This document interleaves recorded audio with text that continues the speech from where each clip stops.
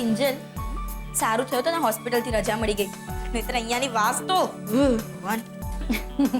હા, ને આપણા ઘરની મહેક કંઈક અલગ જ છે નહીં? અહીંયા આ નરમ નરમ ગાદલું હોય ને આપણા ઘરે ખાલી સાદો પલંગ, પણ તોય એ સાદા પલંગ પર નિરાંતની ઊંઘ આવે.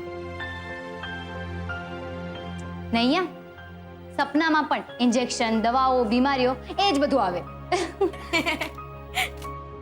હે ભગવાન, ગઈકાલથી હું જેટલો પ્રયત્ન કરી રહી છું કે કિંજલ ઘરને યાદ ના કરે, એ એટલું જ વધારે ઘર ઘર કરી રહી છે. ખબર નહીં, જ્યારે એને ખબર પડશે કે હવે આપણું ઘર નથી રહ્યું અને હવેથી નવા ઘરે નવી શરૂઆત કરવાની છે, એ કેવી રીતે રિએક્ટ કરશે? સેજલ, તું શું વિચારી રહી છે?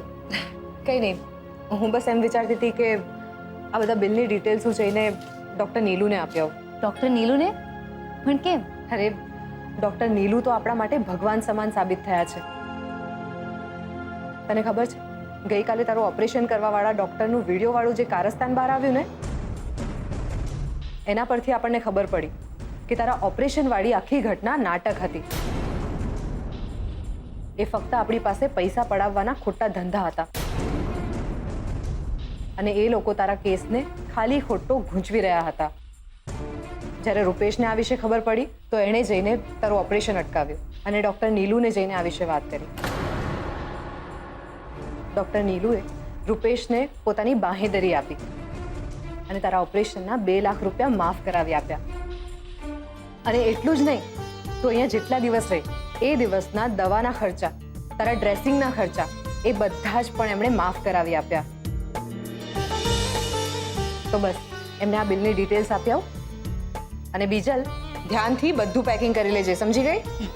હાથ વધારે ચલાવજે અને જીભ ઓછી.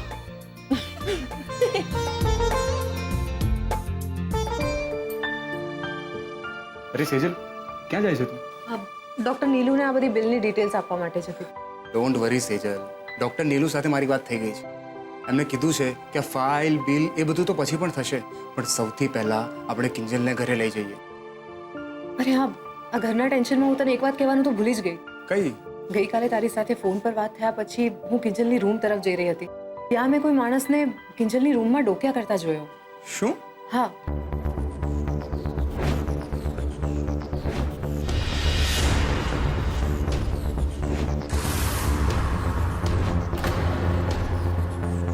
મોઢું બતાવ મને તારું, મોઢું બતાવ.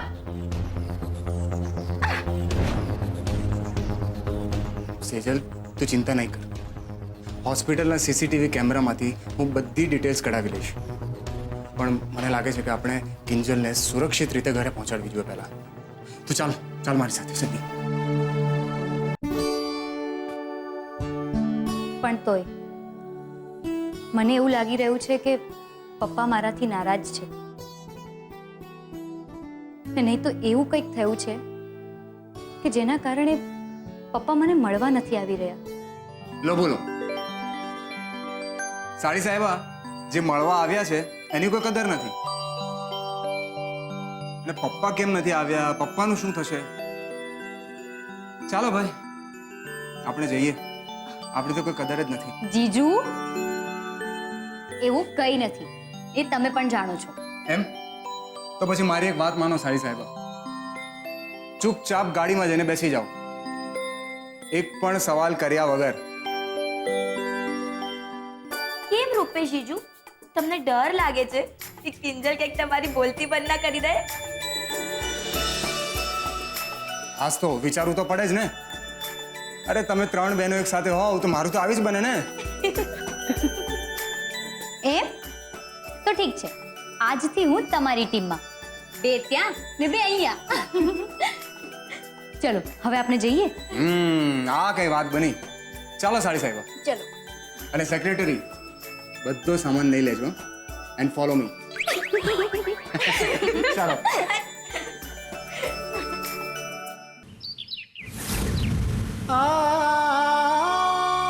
કહેવાય છે કે ઘણીવાર માણસ પડખું ફરે ને એની સાથે સાથે એનો સમય પણ પડખું ફેરવી દેતો હોય છે.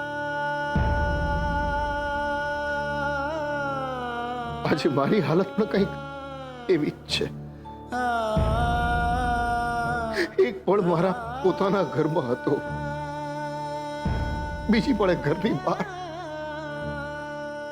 અને ત્રીજી પળે આ અજાણી દિવાલોને ઘર માનીને જીવવાની આદત પાડવાની. પ્રશ્ન એ છે કે ઘર બદલે માણસના સ્મરણ થોડા બદલાઈ જતા હોય છે.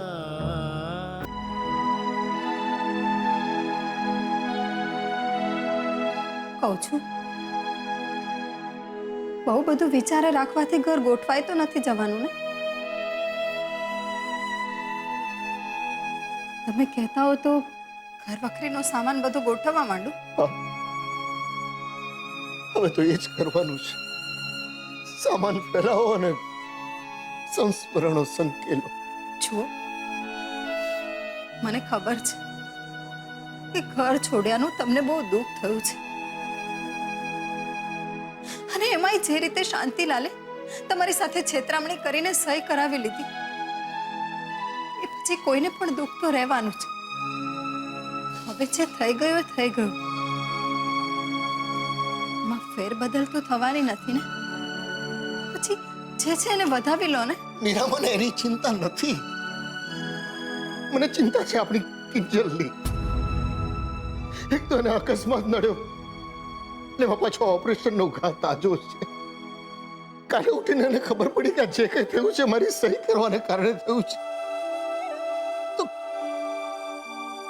શું જવાબ આપીશું એને?